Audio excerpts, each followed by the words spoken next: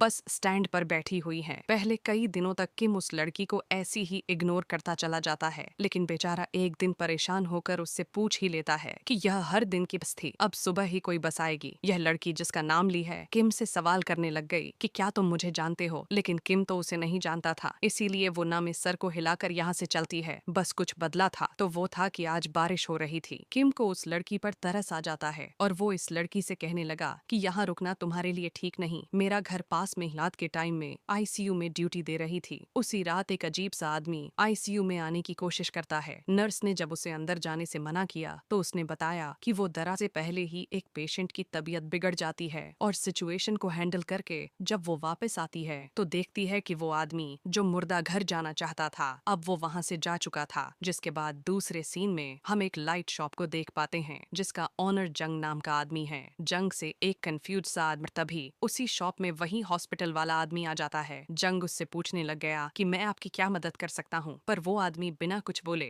बगैर कंफ्यूजन में वहाँ से चला जाता है। से इग्नोर कर रहे थे जैसे वो उन्हें देख ही नहीं पा रहे हों। हमें दोबारा से लाइट शॉप का सीन दिखाया जाता है जहाँ जंग के पास एक आदमी आता है। इस आदमी के आते ही जंग का चश्मा भौंकता रहता है। जंग उसे मना कर देता है कि मैंने अभी तक उस डॉग को नहीं देखा, और यह कहते हुए उसने अपने बर्फ में बदल रही चश्मे को उतार दिया था और उसके चश्मा उतारते ही आईजू भी अब यहाँ पर इन लड़कियों से बात करने की कोशिश कर रही थी, लेकिन बहुत ही अजीब तरीके से वो लड़कियां उसे इग्नोर कर रही थीं। उसकी किसी भी बातों का जवाब नहीं दे रही थीं। यहाँ आपको देखने लग चुकी थी और फिर जैसे ही वो एक लाइट को हाथ लगाने वाली थी तो जंग उसे अजीब तरीके से मना करता है और कहने लगा कि तुम्हें ऐसा नहीं करना चाहिए। जंग का जवाब देते हैं। बारिश भी लगातार होती जा रही थी। दरअसल हाईजू स्कूल से घर वापस जा रही थी। रास्ते में चलते टाइम उसे डर लगने लगा तो वो जंग के लाइट शॉप के अंदर आ जाती है। वो बातें करना शुरू कर देते हैं। हाईजू बताने लग गई कि वो बहुत ज्यादा डरी हुई है क्योंकि उसने सुना है कि आसपास बहुत सारे भूत रहते हैं। जंग उसे जवाब में कहता है कि यह वाली बात यह बताता है कि तुम्हें गॉड की तरफ से एक गिफ्ट मिला है और वो है कि तुम भी सोल, स्पिरिट्स और घोस्ट को देख सकती हो।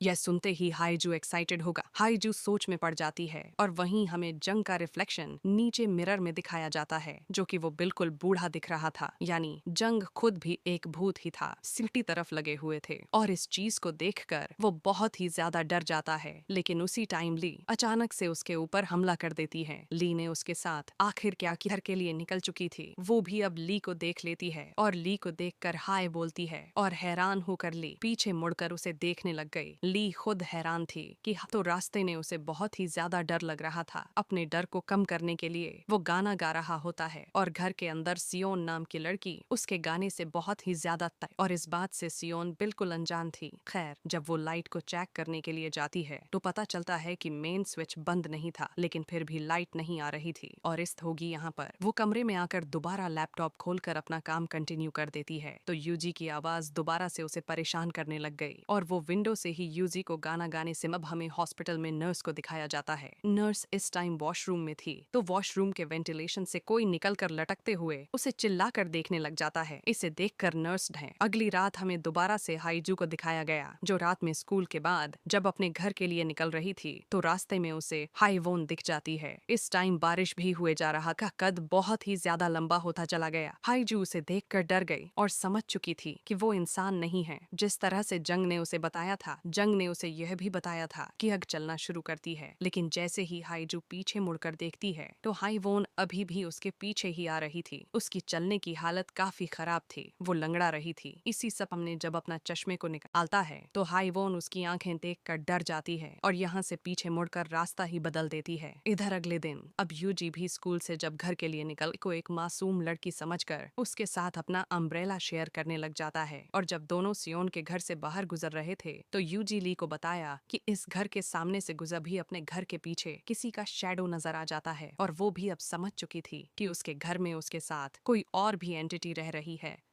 बाहर हम दोबारा से यह देखने के बाद उसे भी समझ आ चुका था कि ली भी इंसान नहीं थी और खौफ के मारे उसकी तो जान ही निकल जाती है। डरते हुए वो नीचे भी गिर जाता है और उसके पैराते हुए यहाँ से चला जाता है, जिसके बाद ली उस लाइट शॉप के अंदर आ जाती है। जंग जब ली को देखकर पूछने लग गया कि तुम्हें क्या चाहिए, मैं तुम्हारी कैसी मदद कर सकता हूँ कि तरवा जाते हैं। यहाँ डिटेक्टिव किसी शख्स को ढूंढते हुए आए थे और वो जंग से उस आदमी के बारे में पूछ रहे थे। गुजरते टाइम वो यह नोटिस कर पाते हैं कि ली जहां से गुजर रही लग गई। ली की हालत कुछ ठीक नहीं लग रही थी। बाहर बारिश भी हुए जा रहा था, इसीलिए डिटेक्टिव बारिश से बचने के लिए उसे अपना रेनकोट दे देते हैं। फिर यहीं से दृश्य बदलगे कि ये डेड बॉडी बोल पड़ी थी। यह सुनकर डॉक्टर बिल्कुल भी हैरान होने की बजाय नॉर्मल तरीके से उठकर नर्स से कहने लगा कि चलो इससे माफी मांगो। दोनों मिलकर उस डेड बॉडी से बात कर रहे थे। डेड बॉडी भी अब काफी कंफ्यूजन में आ चुकी थी कि आखिर यह उसके साथ क्या हो रहा है। तब डॉक्टर उसे बताते हैं तुम मर चुकी हो। इधर वो न रोते ही उसकी आंखों की बजाय उसके पूरे बॉडी में से पानी निकलने लग जाता है और पूरा का पूरा पानी लिफ्ट में भर जाता है। नर्स यह देखकर बहुत ही ज्यादा डर जाता आदमी था। सीन कट होकर दोबारा से हमें उसी लाइट शॉप का सीन दिखाया गया, जहां पर दोबारा से एक क्रिमिनल को ढूंढते हुए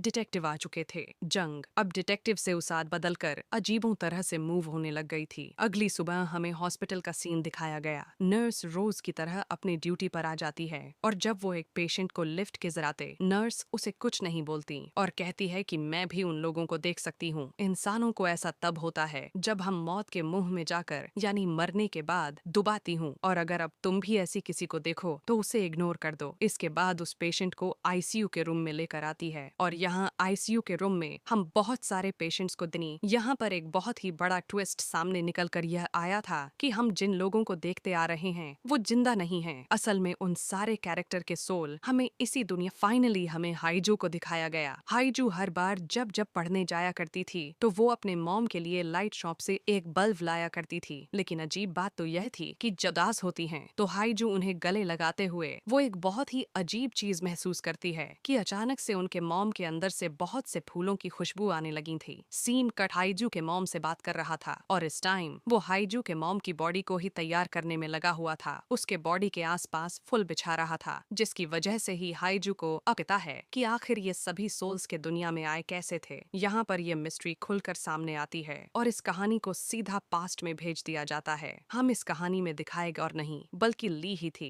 जिसके बाद हमें हाइवोन और सियोन को दिखाया जाता है। यहाँ पर पता चलता है कि ये दोनों एक साथ ही रहते हैं। वहीं पर फाइनली अब हम हाइजू की उस दिन हाइजू के डैड बिजनेस ट्रिप पर चले गए हुए थे, तो इसीलिए खुद हाइजू को लेने के लिए उसकी मॉम आई हुई थी। यहीं से निकलते हुए हमें यूजी को भी दिखा दिया जाता है। उसकी बॉडी से निकला हुआ पानी लिफ्ट में भरता जा रहा था। इस टाइमर पर ड्राइवर नोटिस करता है कि बस के ब्रेक सही से काम नहीं कर रहे हैं। वो इन्हें रिपेयर नहीं करता क्योंकि उसे जल्दी आर हुए जा रहा था कि तभी अचानक बस का बैलेंस बिगड़ता है, टायर पंक्चर हो जाता है, इवन ब्रेक भी काम नहीं करती और बस सीधा ब्रिज को तोड़ते हुए पानी में गिर जाती है। ली सब की जिंदगियां दाव पर लग चुकी थीं। इमरजेंसी में सभी को हॉस्पिटल लेकर आया गया और सभी की हालत बहुत ही ज्यादा खराब हो चुकी थी। हमें पता चलता है कि हॉस्पिटल तक आते थे किम के मॉम डैड इस टाइम बहुत ही ज्यादा परेशान हो चुके थे। ली किम के मॉम को मैसेज करती है किम की हालत पूछने के लिए, तो गुस्से में आकर किम की मॉम उससे यह कहा भी नहीं। किम की मौत की खबर सुनकर वो इतना ज्यादा टूट जाती है कि वो अपनी ही जान ले लेती है। यानी यहाँ हमें पता चलता है कि सोल्स की दुनिया में 3 लोग टूट चुके थे और वजह भी यही थी। सोल्स के दुनिया में उसके नेल्स उल्टे लगे हुए थे। यहीं से सीन कट होकर दोबारा प्रेजेंट में आ जाता है और हमें वही सोल्स वाली दुल्हन किम की सोल है, जबकि किम यह तक भूल चुका है कि ली उसकी मंगेतर हुआ करती थी। हर रोज की तरह वो ली को देखता है, यह सोचता है कि ली उसे इतनी गौर से क्यों देख रही है। दुनिया में भी सही से चल भी नहीं पा रहा था। इस सोल के दुनिया में किम के बार बार बस से निकलना, थोड़ा सा दूर जाकर गिर जाना और ली का फिर उसे संभालना, यह सब के सब एक और असली दुनिया में भी जल्द ही ठीक हो जाए। यानी यहाँ पर ली को, जहाँ हम इस पूरे कहानी में एक किलर समझते आ रहे थे, असल में वही किम की सबसे अच्छी अभिभावक होने लग जाती है और जैसे ही नीचे गिरती है तो उसे अपने एक्सीडेंट के बारे में सब कुछ याद आ जाता है। उसे याद आता है कि उसे बचाने के लिए उसकी दोस्त हाइवोन ने उस लाइटर जलाता है और जैसे ही रोशनी के थ्रू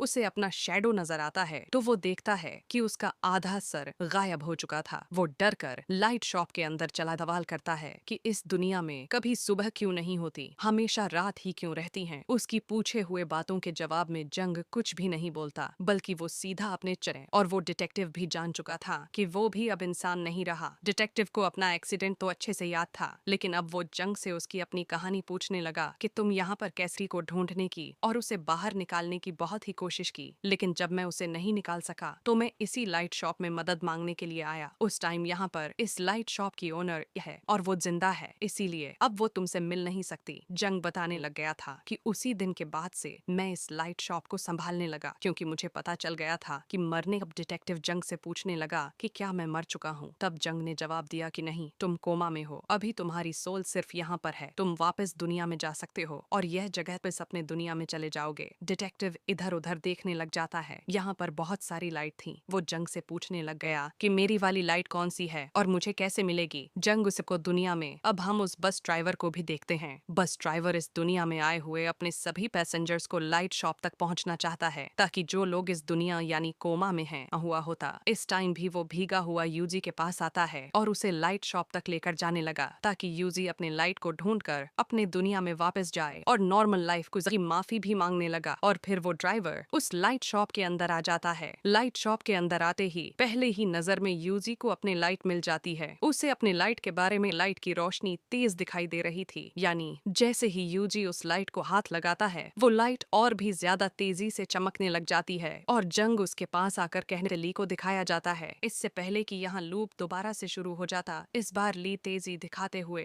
जल्दी से बस के अंदर चढ़ जाती है और किम को सारी बातें बता देती है कि तुम इस टाइम एक सोल की दुनिया में हो, मैं मर चुकी हूँ, लेकिन तुम अभी भी अपनी दुनिया में जीवित हो और इस टाइम कोमा में एक ही लूप में घूम रहे हो। तुम्हें वापस अपने दुनिया में जाना इतना दर्दनाक था कि वो पूरी तरह से भूल चुका था। यहाँ पर हम देखते हैं कि बस ड्राइवर सियोन को लेने के लिए आया हुआ था। वहाँ पर उसे सियोन की फ्रेंड भी मिल चुकी थी। जिंदगी के बचने की उम्मीद अभी भी कुछ बाकी है, वो अभी पूरी तरह से नहीं मरी हुई है।